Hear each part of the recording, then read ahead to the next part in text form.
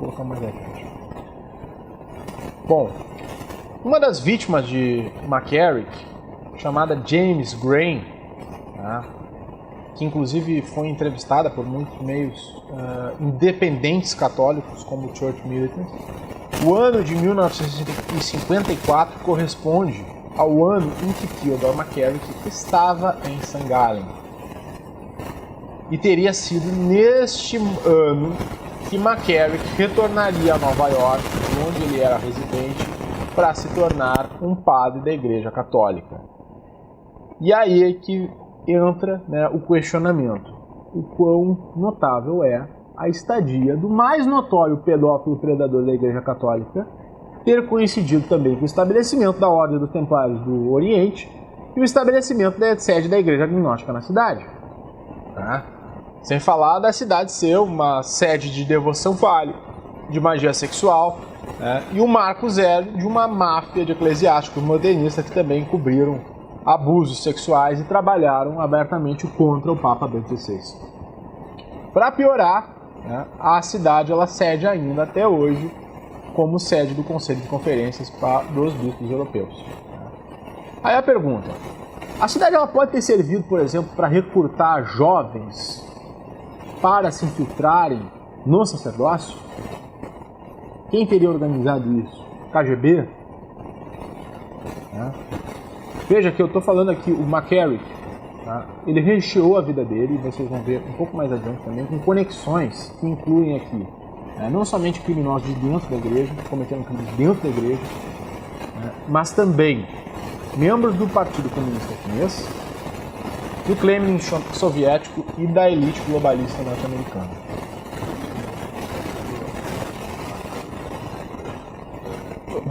Deixa eu... Sim.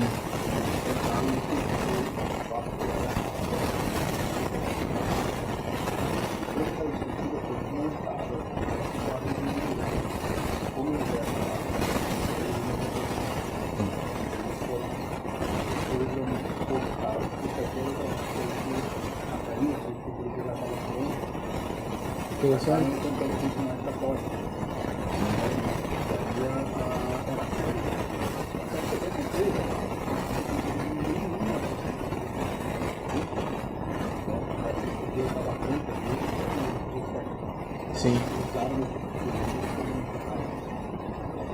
Interessante isso aí. Eu até desconhecia. E acho que o prefeito Marshall também não chegou nessa parte.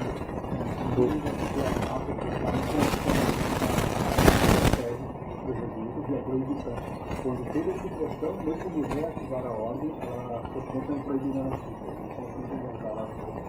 então dá um turno que foi próprio no colégio, tinha até os membros que comunicaram, ela foi sair bem próprio. Ficaram nesse intervalo dos amigos, e aí foi um próprio perto para mim. Interessante. O comportamento do Theodore McCarrick, ele tinha sido, obviamente, por vários casos gravíssimos. Ele havia sido também descrito em várias denúncias, que foram feitas a 2 núncios apostólicos diferentes dentro dos Estados Unidos. Na época de João Paulo II, ao núncio Gabriel Montalvo Higuera, que também alertou aqui os perigos de torná-lo arcebispo de Washington. Mas foi apenas o Bento XVI que conseguiu impor as restrições imediatas ao ex-cardeal, como a proibição de residir no seminário da arquidiocese, de celebrar missa e de viajar como personalidade pública. Mas o McCarrick ele não se importou com as proibições e nem sequer se importou com elas o seu sucessor, como cardeal e também arcebispo de Washington, o cardeal Donald Wilhelm Wuhl, que praticamente liberou o cardeal, que estava também livre para seguir morando dentro do seminário, conquistando ali potenciais vítimas, e também para continuar atuando em viagens como cardeal, que já havia sido proibido por Bento XVI. Inclusive se verifica até entrevistas públicas durante o pontificado de Bento XVI contra a vontade de Bento XVI. Isso tem que ficar muito claro. contra a vontade de Bento XVI, que já havia tido mantido as penas a McCarrick. Mesmo sob essas penalidades, McCarrick viajou para a China no começo do pontificado de Bento XVI, deu entrevistas, foi proibido, ficou 8 anos sem viajar, até que ele é retirado para uma missão na China, dada por ninguém menos que o Papa Francisco. Qual que é a razão que o Papa Francisco envia o cardeal McCarrick para a China?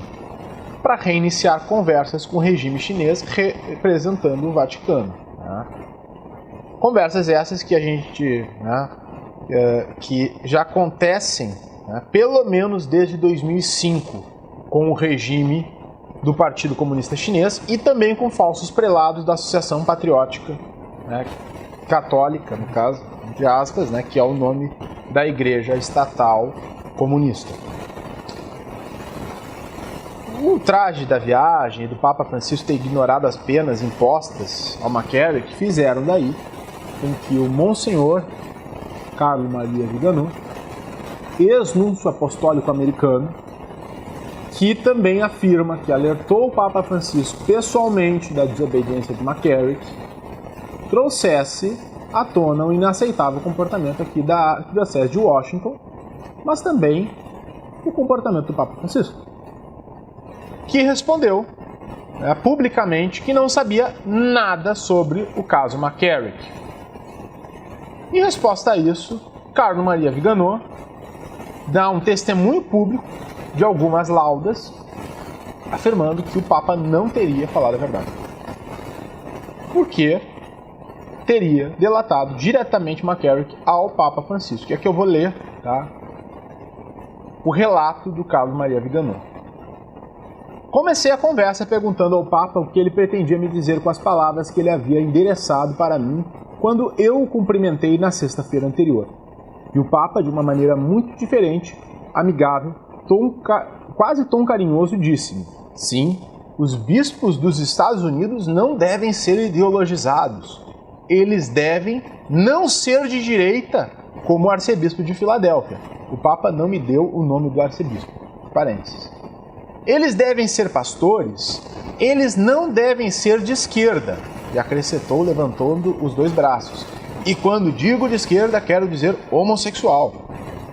Obviamente, a lógica da correlação entre ser de esquerda e ser homossexual me escaparam, mas não adicionei mais nada. Imediatamente depois, o Papa me perguntou de maneira enganosa: como é o cardeal McCarrick? Eu respondi-o com total franqueza: se você quiser, com muita ingenuidade, Santo Padre, não sei se você conhece o cardeal McCarrick, mas se você pedir à congregação para os bispos, há um dossiê dessa espessura sobre ele. Ele corrompeu gerações de seminaristas e padres, e o Papa Bento XVI ordenou que ele retire-se para uma vida de oração e penitência. O Papa não fez o menor comentário sobre aquelas palavras muito graves e não demonstrou nenhuma expressão de surpresa em seu rosto, como se ele já tivesse conhecido o assunto há muito tempo, e ele imediatamente mudou de assunto. Mas então, qual era o objetivo em me fazer a seguinte pergunta: como é o cardeal McCarrick? Ele claramente queria descobrir se eu era um aliado de McCarrick ou não. O arcebispo ainda acusou aqui o Papa Francisco de aceitar aqui as nomeações de outros bispos, como o bispo Blaise Kupik de Chicago e Joseph Tobin para Newark, que teriam sido orquestrados aqui por McCarrick, por Donald Wu, que era o sucessor de McCarrick em Washington, e também pelo cardeal progressista, muito bem quisto hoje pelo Papa Francisco, que é o cardeal Oscar Rodrigues Maradiaga. Oi. Essa carta, quando ele publica ela, que período ela se refere? Ele publica essa conversa em 22 de agosto de 2018. O período que ele se refere, eu acredito que já tenha sido aqui em relação ao final do pontificado de Bento XVI, tá? Eu não sei te precisar aqui períodos desse fato. Por que eu digo de Bento XVI? Porque foram as últimas duas viagens de McCarrick antes de Bento XVI, né, ter renunciado. Uma delas ele já faz em outubro de 2012. A outra ele faz para a renúncia. Né? Não, do Colégio de Cardeais. Ele vai para o Colégio de Cardeais para assistir a renúncia de Bento XVI. Né? Então eu acredito que ali ele já sabia que o McCarrick já estava solta. Né? Ele tenta informar ao Papa Francisco no começo do pontificado.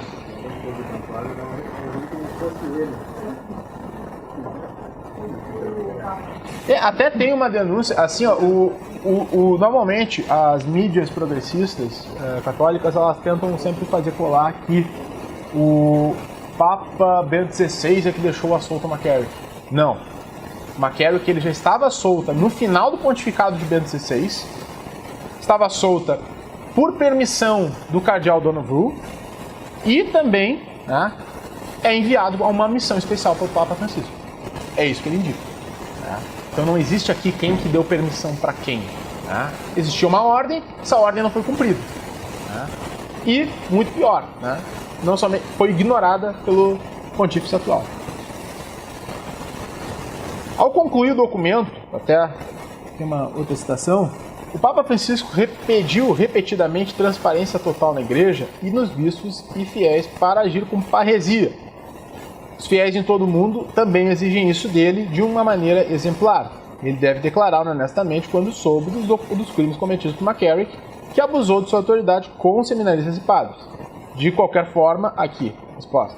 O Papa soube disso em 23 de junho de 2013 e continuou a cobri-lo. Ele não levou em consideração as sanções que o Papa Bento lhe impusera e fez dele seu conselheiro de confiança junto com Maradiaga. Essa é a grande...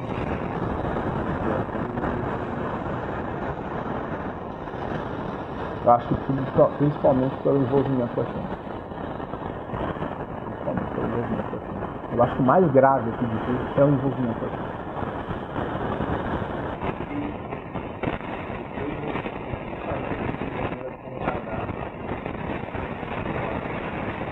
Ele publica, se não me engano, em 2016. Sim. Não, tu vai informar em 2013 pro Papa. Tu espera que o Papa faça alguma coisa. Tu dá a boa fé daquilo que o Papa, né, tu comunicou ao Papa. Tu vê depois ele sendo enviado para a China. Não, foi depois. E foi das mãos do Parolin. Né? Agora não sei se precisar. Eu acredito que...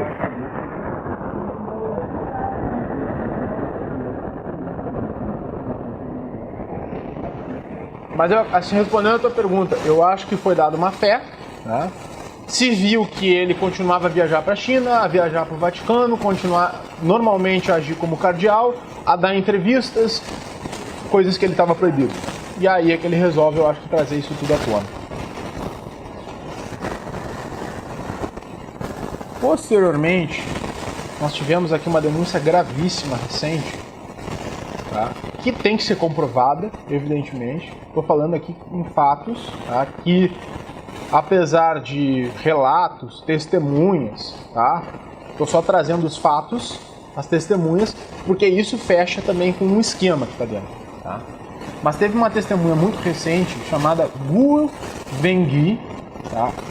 Que é um bilionário chinês que está hoje exilado nos Estados Unidos da América, que possuía altas conexões com o Partido Comunista Chinês, que possui também informantes com o mesmo Partido Comunista Chinês, e que foi o mesmo que trouxe à tona nos Estados Unidos a denúncia do laptop do Hunter Biden, né, que é o filho do Joe Biden. Não sei se vocês acompanharam essas denúncias, também vamos dizer assim, foram escandalosas no meio das eleições americanas, né, mas esse é o nível de relacionamento que o Guo Wengui, né, possui com o Partido Comunista Chinês, esse tipo de informação. Eu tô Isso. Vamos lá. O Gu Wengui, ele afirma, por conexões que ele tem ali com o Partido Comunista Chinês, não se sabe ao certo que desde 2014 o Vaticano estaria recebendo 1,6 bilhões de euros da China para não criticar as políticas do regime chinês. Tá? Posteriormente a isso, nós tivemos também a comunhão com a Associação Patriótica, que foram talvez um dos atos mais vergonhosos, que foi altamente também criticado aqui pelo Cardeal Zen. E recentemente nós tivemos a publicação do relatório do McCarrick. Havia sido prometido esse relatório por parte do Vaticano por uma grande pressão americana, de fiéis americanos, de bispos americanos, diante da falência de dioceses, que começaram a sofrer com muitos processos dentro dos Estados Unidos, processos aqui que levaram custos gigantescos, com litigância, com indenizações, e os fiéis americanos começaram a questionar, principalmente porque nunca houve uma denúncia formal do McCarrick por parte do Donald Wu, e muito menos por parte daqueles outros companheiros que ele ajudou aqui a nomear, caso inclusive do Cupp. E o relatório do McCarrick ele foi publicado semana passada, e eu tenho minhas críticas muito fortes a esse relatório. Esse relatório ele é assinado pelo Cardeal Parolin, que afirma estar publicando em nome do Papa Francisco, e além dele não enfatizar nenhuma justificativa do porquê o McCarrick foi enviado para a China no início do pontificado do Papa Francisco, e posteriormente a isso aconteceu uma comunhão com a igreja estatal chinesa, a Associação Patriótica, se o relatório ainda ele tenta apontar que a culpa da omissão quanto aos crimes de McCarrick para João Paulo II, Bento XVI e, pasmem, ao próprio delator, o Ricardo Maria Viganò. Quem assina o relatório, como eu disse, é o Cardeal Parolin, que foi justamente o cardeal que fez a comunhão com a China, que assinou, que estava ok a comunhão com a China, e que também está envolvido num grande escândalo aqui de corrupção, de desvio aqui de milhões da Fundação Papal. Pois não. O João Paulo II rompeu uma concordância que o dictador tinha feito com a União Soviética.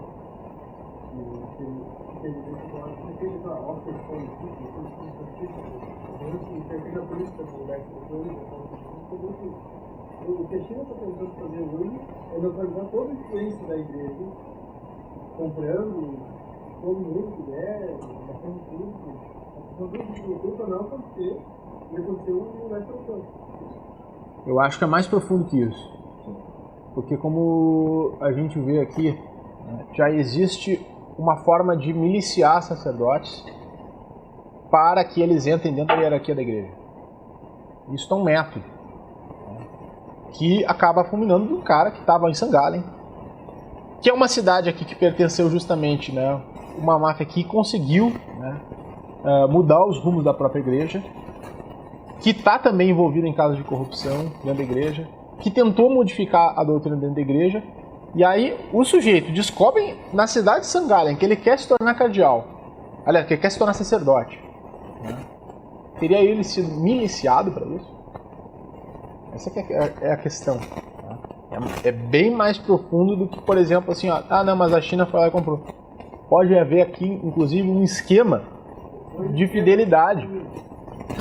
Tu junta tudo do pior, Tu junta satanismo, comunismo, Tu junta tudo do pior, as práticas piores possíveis, E aí começa a fazer as alianças entre eles. E, ao mesmo tempo, enfim. A igreja aqui, para concluir, a igreja teve papas devassos, cardeais devassos, a gente sabe da história da igreja,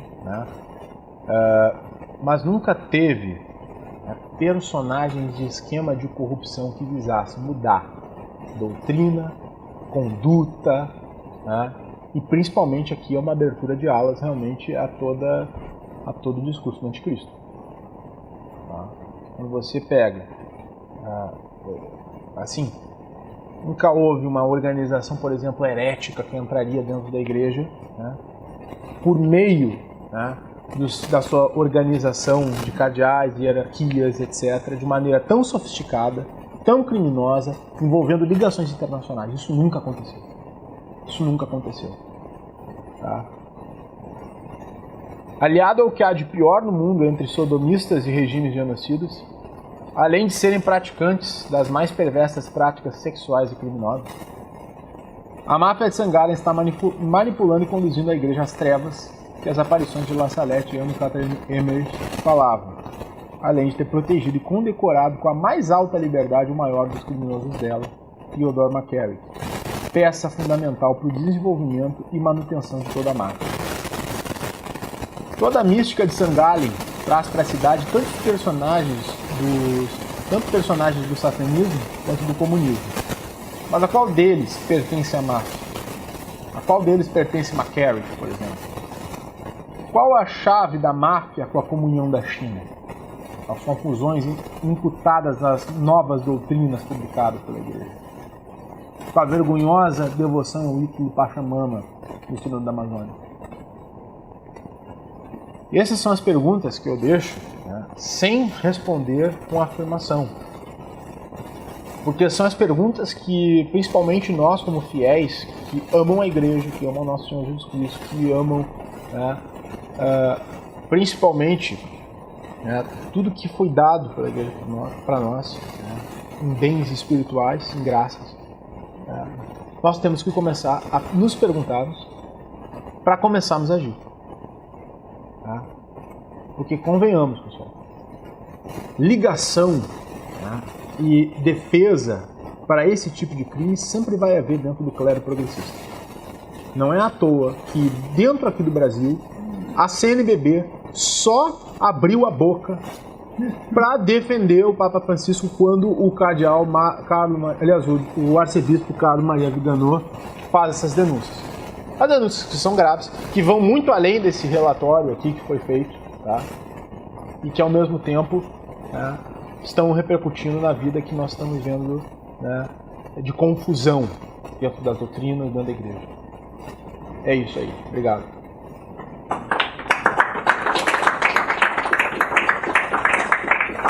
Agora perguntas. Oi. Sobre a renúncia da Inquisição. Sim.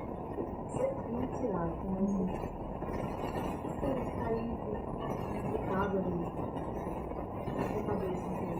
Olha, eu não tenho como, né, ninguém tem como relatar assim, ó, aconteceu tal coisa. A gente tem como trazer os fatos. Teve, né, algo que aconteceu com o Banco do Vaticano. Teve um dossiê mostrando a própria organização que envolvia a máfia de St. Gallen. Tiveram problemas financeiros e desvios também, né, envolviam a máfia de St. Gallen. Né.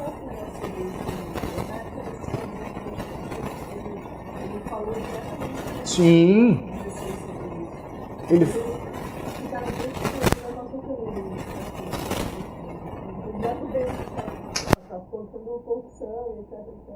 Sim, sim. O Carlo Maria Viganò, ele age justamente tentando, né, mostrar esses esquemas todos que estavam acontecendo dentro do Vaticano, de tanta confusão e principalmente de tanta honestidade que o Papa Bento XVI reconhece nele, ele resolve nomear como núncio apostólico nos Estados Unidos. E por incrível que pareça, eu tenho minha desconfiança com McCarrick, tá? É porque os Estados Unidos, o uso da igreja para o comunismo em território americano. Eu pergunto, Bruno, comentar essa pergunta dela, de repente também. Aqueles e-mails no laptop da campanha, do chefe de campanha da Hillary em 2016, onde é que... Caso de Benghazi? Não, a Revolução Católica. Exatamente, a Primavera Católica, estava escrita ali. Existe dos fiéis católicos nos Estados Unidos um pedido de abaixo-assinado para que a Hillary Clinton seja investigada qual é que foi o interesse dela dentro do conclave de 2013. Né? Mas não se sabe nada ao certo ainda. Pois é, tinha um e-mail dizendo como se fosse um esquema para forçar a renúncia. Assim como eles estavam derrubando o presidente do Oriente Médio, eles também acabariam derrubando o Papa, ou alguma coisa nesse sentido. Isso que eu acho que está dentro dessa história com o Banco do Vaticano, ou é alguma coisa diferente? Porque não dá para saber mesmo, realmente. Quando a gente vê a espécie de ligação que o Theodore McCarrick tinha com tanto o Partido Comunista Chinês, altos escalões da elite globalista, né, que é hoje quem mais comanda o sistema econômico mundial, né, vamos ser sinceros, né, só vocês verem a nominata, isso não é teoria da conspiração, vocês vejam a nominata das reuniões do Clube Bilderberg, vocês vão ver, né, o nível das pessoas que estão ali. É realmente aquelas pessoas donas de multinacionais, monarcas europeus, etc. Então, as ligações que o McCarrick tenha tido com este tipo de pessoa, né, é que pode sim ter orquestrado alguma pressão. É engraçado, eu estou lendo a penúltima entrevista do Papa Bento XVI, né, após a renúncia dele, e é engraçado, a entrevista do Papa Bento XVI, ela não deixa assim, margens para dúvidas, que ele renunciou por causa, né, da velhice, né, que ele faz uma viagem, ele percebe que ele não está lembrando as coisas, ele não está com a mesma agilidade de sempre, etc., e aí ele teria renunciado. Claro que, né, ao mesmo tempo, todos esses fatos é muito estranho. Porque daí a gente teria que descobrir, não, foi boataria aqui, né? Tiveram testemunhas visíveis lá dizendo que os caixas do Banco do Vaticano estavam bloqueados.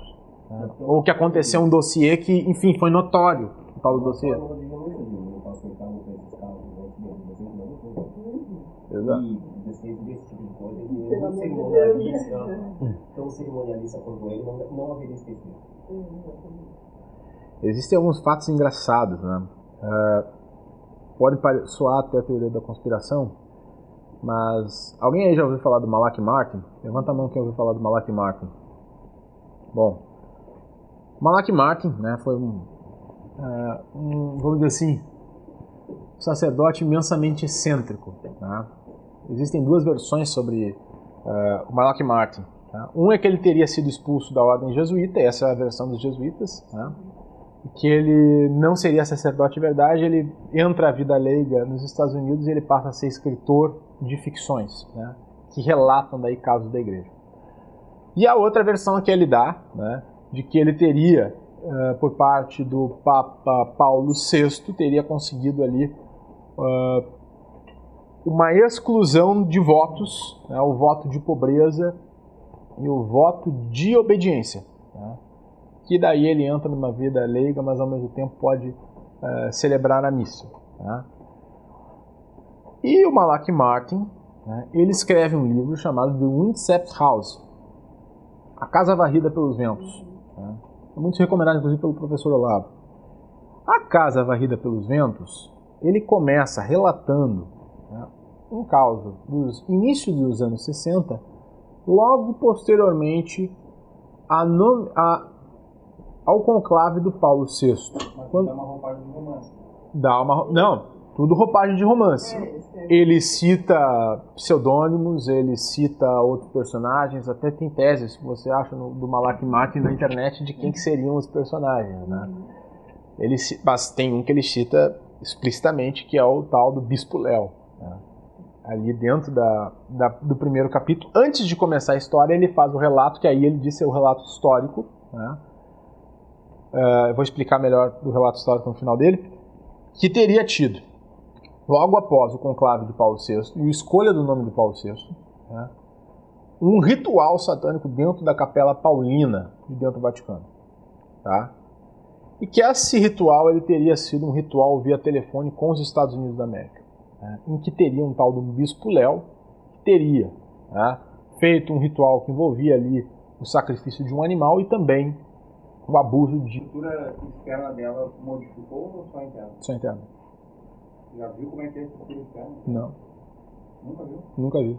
Pesquisem, vale a pena. É uma cabeça pequena. Ah, tá, mas aí a sala de audiência, né? Ela é só de audiência. É. Mas não foi aí que houve a reforma interna? Não, é uma capela mesmo, dentro da Basílica de Latrão. Foi dentro do Vaticano mesmo. Não é sala de Existem. audiência. Era horrível. Entre os anos 60 e 80, as denúncias, né, assim, os boatos de rituais satânicos ali em volta eram muito fortes. Tá? Anos 80, existe inclusive o caso de um sequestro que até hoje não foi elucidado, de uma menina chamada Emanuele Orlandi.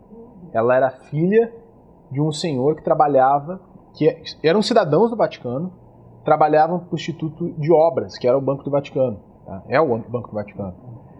E essa menina subitamente some aos seus 12 anos de idade, lá por meados de 1982, 1986, por aí. Tá? E que se diz, né, com todas as letras, né, sites de teorias que se fazem ainda sobre esses crimes, que teria sido principalmente rituais satânicos. Recentemente, aliás, foi no ano passado, o Vaticano recebe uma carta, né, uma carta totalmente anônima, dizendo: procurem no anjo, né, Graça? Procurem pelo anjo no cemitério. E aí procuraram que tinha realmente um só túmulo com um anjo ali dentro do cemitério, chamado cemitério Tedesco, né? Cemitério dos monarcas alemães dentro do Vaticano. Abriram o túmulo e estava sem nada. Sem nada. Tinha apenas um cimento. E ainda descobriram que a princesa que estava ao lado, que eles abriram também e fizeram a exumação, não era a princesa que estava constando dentro do túmulo. Para se perceber assim a confusão e assim, às vezes até a bagunça, e como é misterioso esses casos realmente.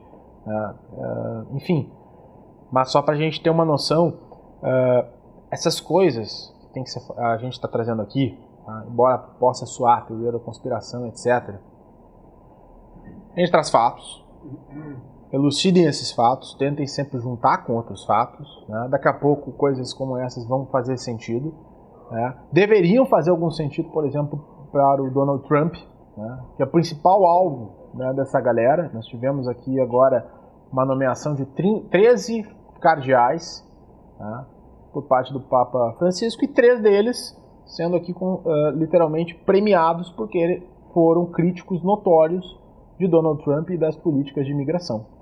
Então, é isso, né? Eu acho que a gente não tem como criar a verdade desses fatos, mas saber que eles existem, né? Que acontecem, que realmente Emanuele Orlandi foi sequestrada aos 13 anos de idade, não se sabe até onde foi. Malak Martin falou da Capela Paulina, Bento XVI reconsagrou ela. Não é teoria. Vale. Uma sugestão assim, a gente costuma falar desses pervertidos, perversos, como progressistas. Vocês não falam pervertidos? Eles não usam uma linguagem que traduz o que eles são, entendeu? Porque senão você parece que está adorando aquilo, não são progressistas, são perversos. Não há dúvida nisso, porque são abortistas, são sodomistas, é tudo muito. Yeah. Então, a gente é muito condescendente com essa maldade, à medida que fala progressistas. Esses são pessoas legais, assim, a linguagem a gente tem que, nós como católicos temos que corrigir essa linguagem. Não, eles intitulam progressistas, eles intitulam democratas. Sim, mas a gente não precisa dizer o que eles intitulam, a gente tem que dizer o que eles Mas aí são. vai ter que revolucionar um pouquinho. Vamos revolucionar o termo ao contrário, é só para falar que é uma coisa ruim mesmo. Bruno, Manda aí. quantos cardeais tem hoje no Vaticano? Total. Eu não sei Mais o ou total menos. hoje, mas devem passar de 150. Tá? E quantos que tu consegue imaginar, se tu não tem dado preciso, compõem a máfia de Sangalen no ano dos cardeais? Tem essa ideia? Eu acho que pelo menos a maioria. Eu digo assim, ó, tu tem a máfia de Sangalen núcleo, que é aquele grupinho de cardeais mais, vamos dizer assim, poderosos, mais cabeça, né? Exatamente, cabeça, né, progressista, etc. Mas, bom, eles elegeram um Papa, né? Beleza. Vamos tentar entender uma coisa. Assim, só para te ter uma noção, o Atualmente, número de... O número... 16 cardeais. Pô, tu vê, O Papa Francisco renovou 57 ou 67% no colégio. uma coisa que o Taylor Marshall comenta... 119 eleitores. Mas não, Deixa... Olha só, o Papa João Paulo II, quando morreu, tinha 183 cardeais. Quero achar um número aqui anterior. Foi engraçado. Eu não botei cardeais, não. Quantos cardeais? Agora, quanto ganha um cardeal católico? A pergunta. Ela apareceu assim. O que precisa para ser um cardeal? Como ser um cardeal? Concurso banca. Isso é um dado interessante, por isso que eu estou procurando aqui para vocês. Vamos lá. Onde é que tá?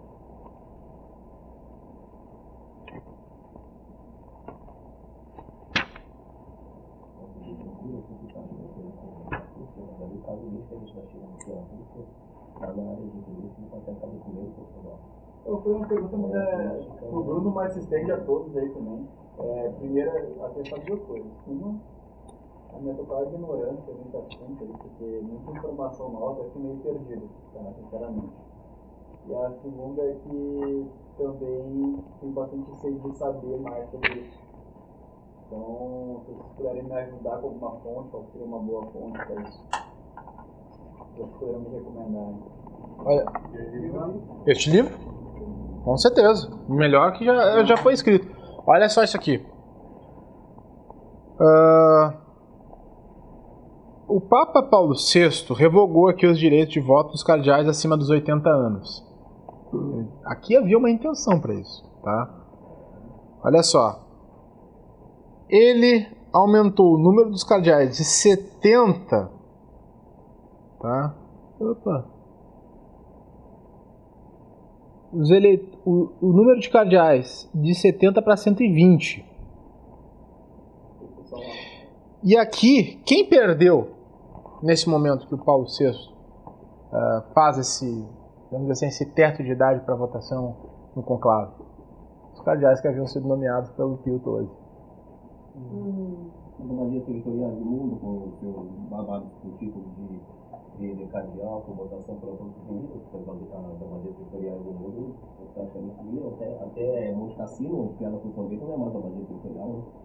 Daí todo a vertente de tradicionalismo, de conservação de costumes, e aquelas ideias monásticas, está sendo extirpadas de dentro da cena voltada. O que a gente percebe, assim, quase que uma pressa, né, de você criar mais cardeais, né? Quando às vezes você vê o mesmo número de regiões, uma diocese ou outra é criada em regiões que estão sendo levadas ao cristianismo, mas não durante o século XX. Tá? Não durante o século XX, não após o Concílio Vaticano II, que a gente via justamente o contrário. Tá? Via o contrário. Os números aqui que são trazidos do Concílio Vaticano II, isso vale a pena até ler para vocês aqui. Opa, pega o microfone, peraí. O que tá?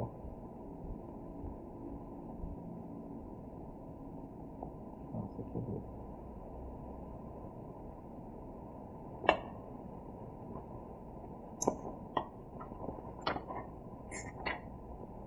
Concílio.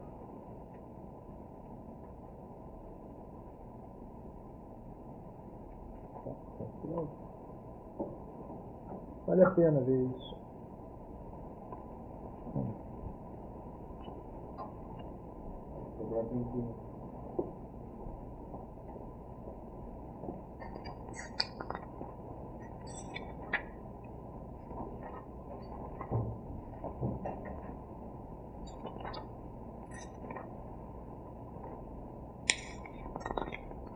Olha só.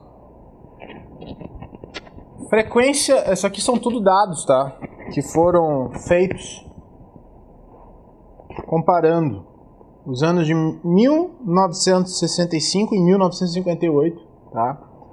Com os anos 2000 e 2002. Tá? Frequência à missa de domingo. 58, a gente tinha 74% dos católicos que iam à missa no domingo. No ano 2000... Mundo. Não, desculpa, Estados Unidos da América. Tá?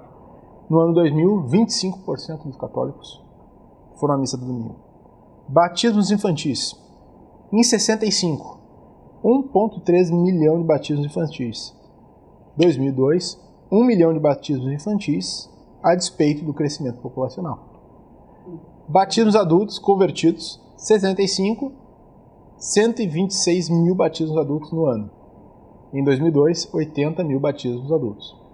Casamentos católicos, em 65, 352 mil casamentos católicos.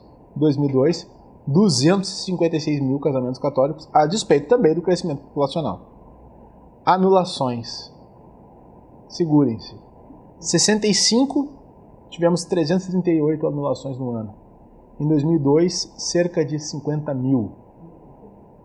Padres. 65, nós tivemos 58 mil padres nos Estados Unidos. 2002, 45 mil padres, também a despeito do crescimento populacional. Ordenações. 65, nós tivemos 1.575 ordenações de sacerdócio. 2002, 450 ordenações. Paróquias sem padre. Em 65, 1% das paróquias americanas não tinham um padre. Havia 549 paróquias sem um padre residente. Em 2002, 15% das paróquias americanas não tinham padre. 2.928 paróquias sem um padre residente. Agora as coisas vão piorando. Seminaristas. Em 65, 49 mil seminaristas registrados. 2002, 4.700 seminaristas registrados. Freiras e irmãs religiosas. Em 65, 180 mil irmãs religiosas. Em 2002, 75 mil irmãs religiosas, média de idade, 68 anos. Irmãos religiosos não ordenados, antes tínhamos 12 mil irmãos religiosos, 2002, 5.700. Jesuítas, 5.277 padres jesuítas e 3.559 seminaristas jesuítas em 65, 3.172 padres jesuítas e 38 seminaristas jesuítas. Tá? Aqui redentoristas, então, padres redentoristas 1.148 antes, 349 agora. Escolas secundárias católicas, antes 1.576, hoje 786. Então, enfim, esses são os... Eu acho que esses aspectos que estão indicados aí, eles decorrem mais de uma mudança de sociedade muito grande que a gente teve do que propriamente da mudança litúrgica pela qual a gente passou. É uma tese. É uma tese. Eu não tenho dúvida, na verdade, porque internet, por exemplo,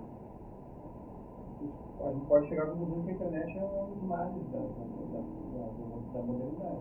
E que pese ela traga muitas benesses, ela desvirtua as pessoas. Ela abriu as pessoas para uma série de outras coisas, enquanto não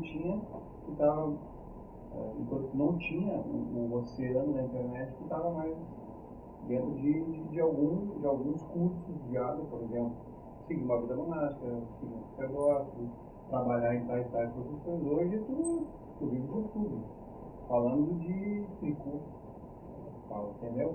Então as pessoas foram direcionadas para muitas outras coisas com as mudanças. Eu acho que não passa pela liturgia, mas é interessante analisar pelo aspecto litúrgico. É que existe uma diferença de uma sociedade que busca a própria salvação e uma sociedade que está totalmente, por exemplo, secularizada. Não, sem dúvida.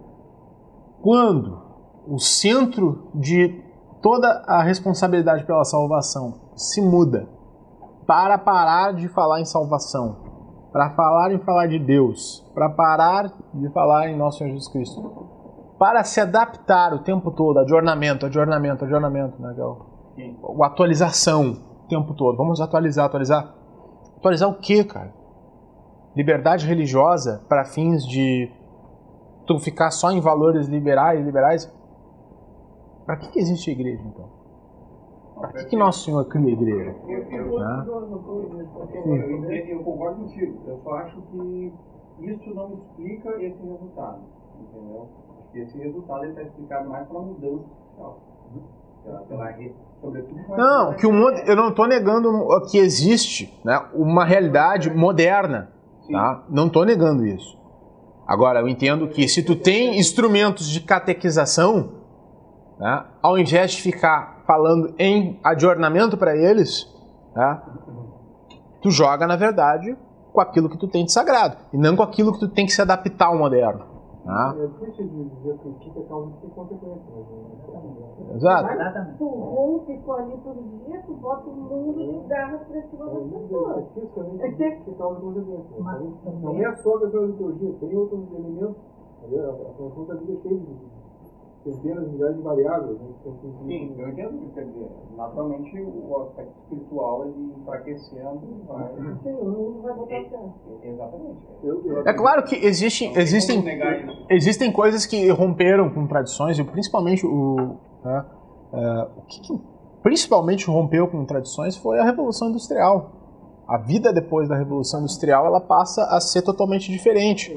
Famílias que, vamos dizer assim, antes tu era o aprendiz de uma profissão que estava morando dentro da família, tu sabia que tu, por exemplo, ia ser padeiro porque teu pai era padeiro. Né?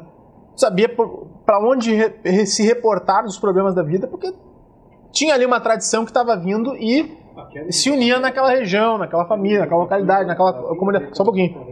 Mas não é uma questão a ver com a fé. É uma questão muito pragmática que aconteceu.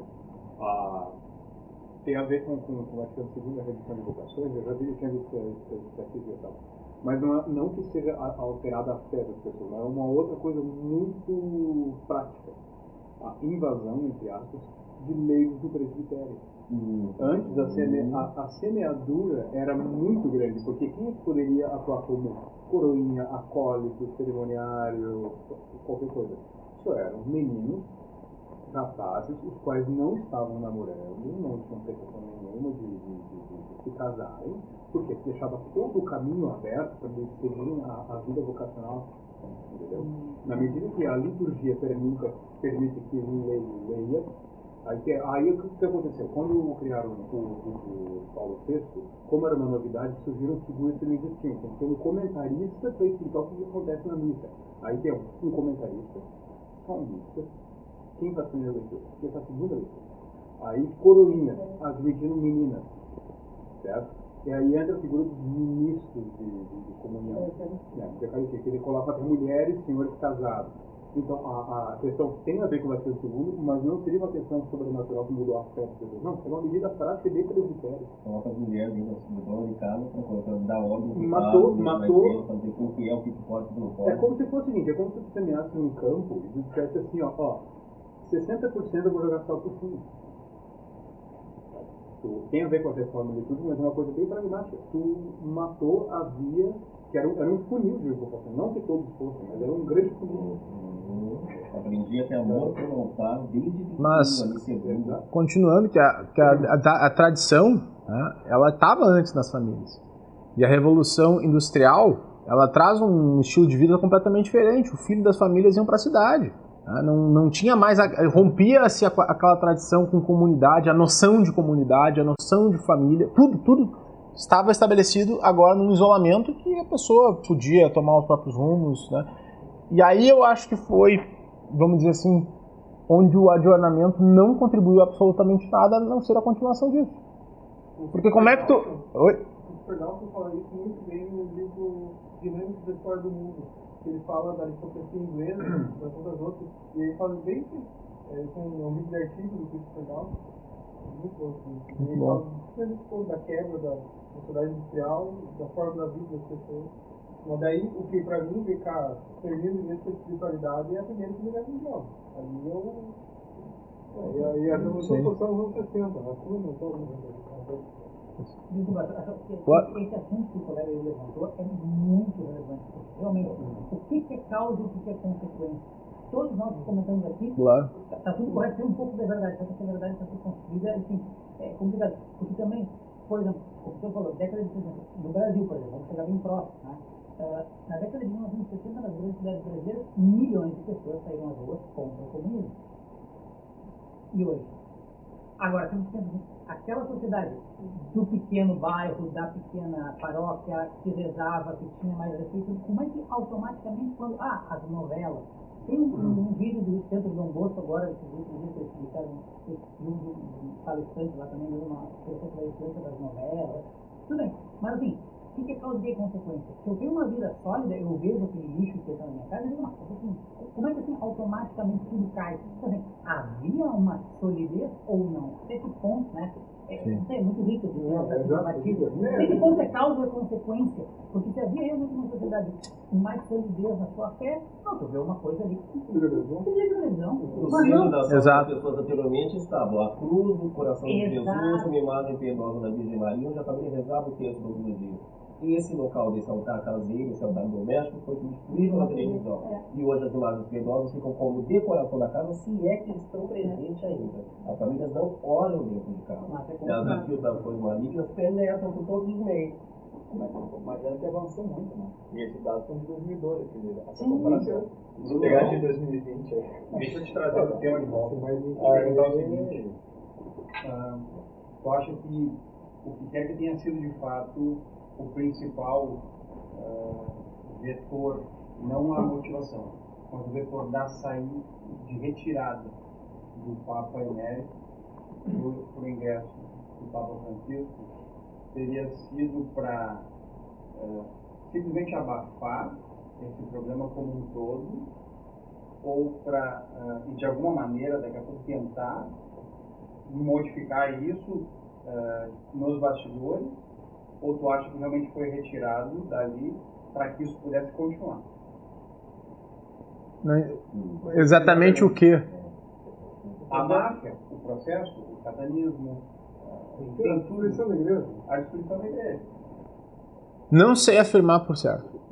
Entendeu a pergunta? Entendi perfeitamente. Mas não sei afirmar por certo. Por quê? Porque a gente tem fatos. A gente quer abafar a coisa para resolver aqui, não quer que vá pro mundo, entendeu? Então vamos tirar isso. Daqui a pouco esse Papa não tem uma visão O que a gente tem? A gente tem fragmentos de fatos que a gente vai unindo. Né? Teve uma máfia de Sangalho? Teve. O cardeal Gottfried Danels afirmava que existiram, eles se juntaram, cita o nome dos cardeais que se juntaram. Tem um pacto nas catacumbas. Aí não se sabe. Tem um pacto nas catacumbas. E aí, pacto das catacumbas, não foi nenhuma, exatamente, Visual, não foi nenhuma teoria da conspiração isso. Tá? Mas a gente tem fatos que é aquela coisa que o professor Olavo disse. O que a gente mais tem de, eu diria, precioso na nossa cabeça é o dom da percepção. É dizer o seguinte: você vê algo, você não vai dizer, não, isso aqui é muito absurdo para acontecer. Aí você fecha a percepção. Você faz o seguinte. Isso é, na verdade, a cabeça que está dizendo assim, eu prefiro ser burro a ver a verdade. Você fecha a inteligência, você fecha a percepção. O que a gente tem são fatos. A gente vai juntando esses fatos, possivelmente a gente chega sim, tá? Em conspirações, até em quedas, porque sempre existiram na história da humanidade. Tá? A gente não pode simplesmente dizer assim, não, agora não vai acontecer porque eles são católicos. Tá, nós estamos pegando um grupo de cardeais e não só de cardeais, de forças vivas da igreja, que é a denominação, que é a Máfia Sangalho. Tá? O lado mal da igreja. O lado bom da igreja. E a gente pega o fato, conforme o professor Olavo bem disse, para a gente analisar todos os aspectos, de que Jesus Cristo disse que as portas do inferno não prevaleceriam sobre a igreja. Será que o que está pegando aí? Bom, por isso que eu te perguntei quantos cardeais foram do Papa de Sangalho, para a gente ver, vamos partir do princípio, só por uma premissa retórica aqui, de que todo o resto é bom. Claro. Não, aí eu vou fazer a pergunta para vocês aqui todos, então. Quem conseguiu ir à missa esse domingo, levanta a mão. Quem conseguiu ir à missa nesse domingo, levanta a mão. Ainda tem igreja. Ainda tem igreja, né? Assim, a não ser que algum diz, não, Bruno, mas o sacerdote da minha missa lá, naquele dia em especial, ele estava querendo fazer novas palavras na consagração. Aí tá, tua missa foi inválida, né? Mas foi uma exceção. Assim, tô numa missa... Tá numa missa, tá? Aí na hora da consagração do sacerdote, ele resolve mudar as palavras da consagração. Jesus deu a seus amigos e suas amigas. É. Por que não é? Por que o Viganô não seja um grupo em torno dele? Por que não tem pessoas orbitando importantes dentro do Ótima pergunta. em torno da coragem do Viganô? Ótima pergunta. O Viganô, alguém sabe hoje onde é que o Viganô está? Não. Ninguém sabe. Ele está em local insabido, fugindo, porque ele sabe do grau de criminoso que ele está lidando. Mas você não está entendendo que nós estamos falando da maioria, porque não tem a outra metade em favor dele. Eu te entendo perfeitamente. Porque, por exemplo, o último... Tu chegaste... Olha só, teve um abaixo-assinado que o Viganô fez recentemente, tá?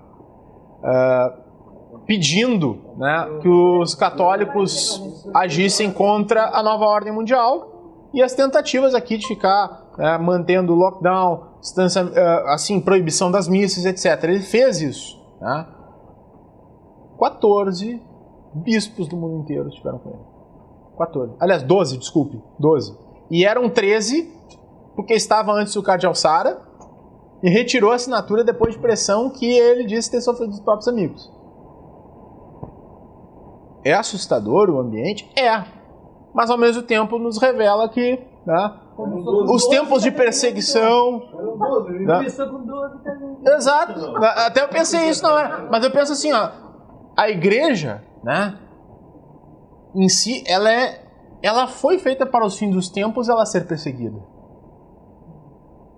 Isso é um fato. Né? Quem não está preparado é isso que eu estou dizendo agora, né? Você tá, tô dando a notícia boa aqui para vocês, né? De que, né, haverá perseguições, haverão, né? Vocês vão ser, né, por serem católicos, etc. Inclusive dentro da própria igreja.